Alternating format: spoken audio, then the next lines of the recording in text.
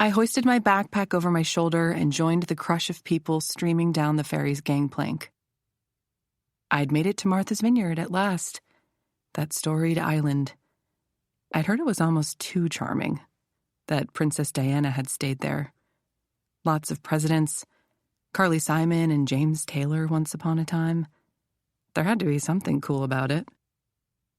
I stood under the canopy and scanned the people coming to meet their friends and families. Mrs. Devereaux had been so vague in her letter. "Take the 9:30 ferry. I'll fetch you in Vineyard Haven." Had I gotten the day wrong? I wiped the sweat off my upper lip. I'd forgotten my sunglasses and was beyond jet-lagged from taking the red-eye from LA to Boston. An amped-up bridal party pressed by me in a haze of Miss Dior, gold mylar balloons bobbing above them. Matching straw hats identified them as bride and bride squad, as if the world didn't know. I stepped back to let a couple not that much older than me walk by, a toddler in the father's arms and a sweet-looking mutt leashed behind. The perfect family. I walked across to the gray-shingled terminal building, the asphalt radiating heat, and sat cross-legged on a bench, watching the crowd of rich-looking tourists, flannel-shirted farmer types, and lunch-tote-carrying workers from the mainland. Were some headed to those stately white houses that lined the harbor? The ones probably built by men with names like Ichabod, the kitchens done over with double sub-zeros and too much white marble? Life was good for people here in almost too charming land.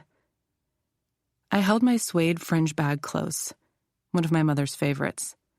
My high-waisted jeans and halter top had seemed right at the time when I left LA.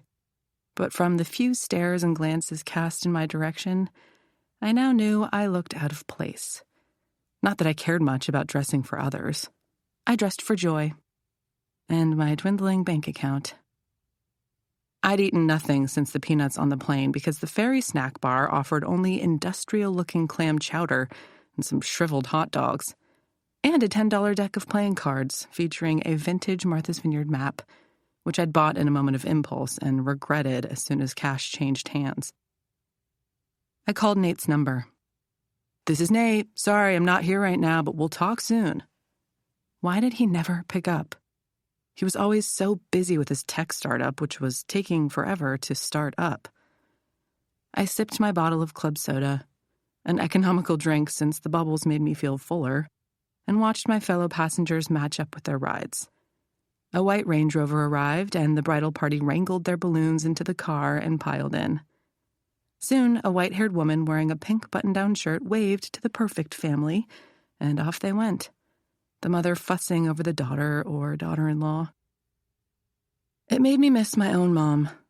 Not that my mother would have worn anything remotely buttoned down. If a shirt didn't have a 70s vibe, Nancy Starwood wasn't wearing it. We'd spend hours browsing the LA thrift shops as a team, hunting through the racks on Melrose, on the lookout for band tees and vintage Levi's. All the shop owners loved her charming way and always saved her the good stuff. Soon the crowds thinned. Where is Mrs. Devereaux? I checked my phone and found it non-responsive. Maybe a new phone with some battery life would be a good thing to save for.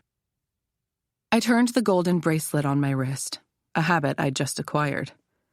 Before I left LA, I found the circle of gold hearts in the electric pink sock my mom used to store her jewelry in. The hearts were kind of corny, and the bracelet wasn't really my mother's style, or mine either. But it gave me an odd sort of comfort now.